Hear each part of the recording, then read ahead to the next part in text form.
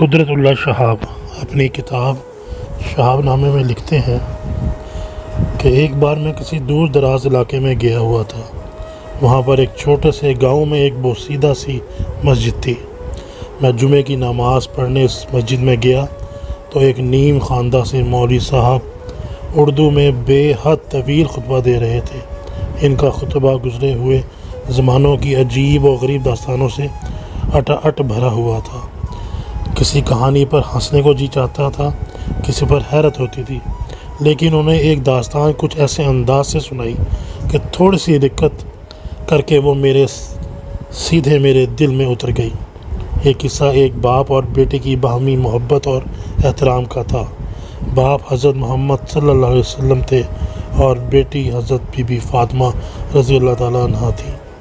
مولوی صاحب بتا رہے تھے کہ حضور رسول کریم صلی اللہ علیہ وسلم جب اپنے صحابہ کرام رضی اللہ تعالیٰ عنہ کی کوئی درخواست یا فرمائش منظور نہ فرماتے تھے تو بڑے بڑے برگزیدہ صحابہ کرام بی بی فاطمہ کی خدمت میں حاضر ہو کر ان کی منت کرتے تھے کہ وہ ان کی درخواست حضور کی خدمت میں لے جائیں اور اسے منظور کروا لائیں۔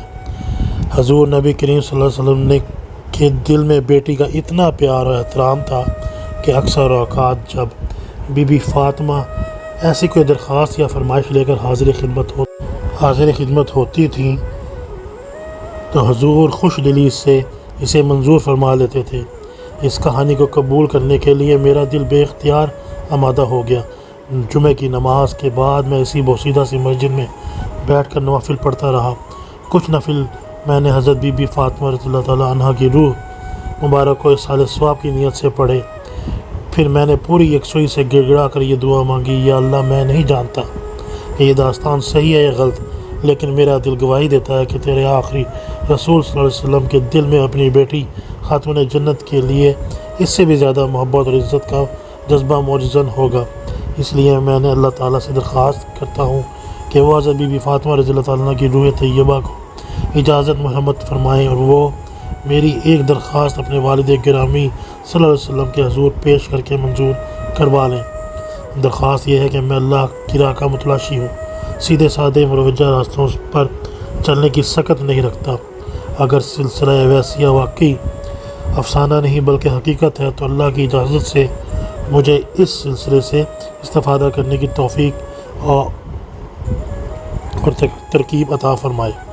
اس بات کا میں نے اپنے گھر میں یا بھائی کسی سے ذکر تک نہ کیا۔ 6-7 ہفتے گزر گئے اور میں اس واقعے کو بھول گیا۔ پھر اچانک 7 سمندر پار میری ایک جرمن بھابھی کا ایک عجیب خط موصول ہوا۔ وہ مشربہ اسلام ہو چکی تھی اور نہایت اعلیٰ درجے کی پابند صوم و صلات خاتون تھی۔ انہوں نے لکھا تھا، میں نے خوش قسمتی سے حضرت بی بی فاطمہ بنت رسول اللہ علیہ وسلم کو خواب میں دیکھا ہے۔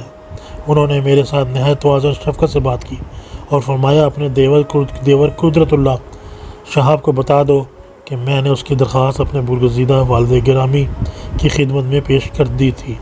انہوں نے اسے عذرۂ نوازش اسے منظور فرما لیا۔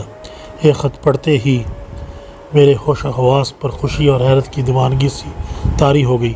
مجھے یوں محسوس ہوتا تھا کہ میرے قدم زمین پر نہیں پڑ رہے بلکہ ہوا میں چل رہے ہیں۔ یہ تصور کہ اس برگزیدہ محفل میں ان باپ بیٹی کے درمیان میرا ذکر ہوا، میرے روئیں پر ایک تیز و تند نشے کی طرح چھا گیا۔ کیسا عظیم باپ اور کیسی عظیم بیٹی! 2-3 دن میں اپنے کمرے میں بند ہو کر دیوانوں کی طرح اس مسئلے کے مجسمے